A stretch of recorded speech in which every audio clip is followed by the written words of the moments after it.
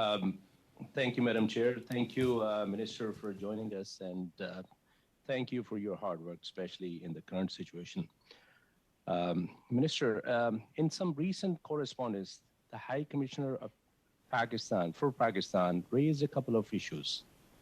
He points out that on the IRCC website, the processing time for visa application for Pakistan was 399 days, more than 13 months, whereas the application from other countries in the region are between 34 and 70 days.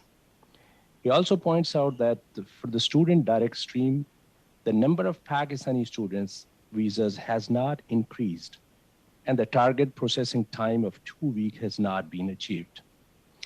Minister, can you assure us that this situation is going to improve?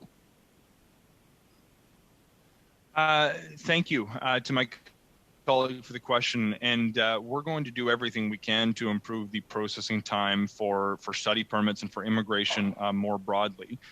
There are certainly frustrations that I appreciate that exist, but we are working every day to make sure that we're advancing measures that will improve these processing times.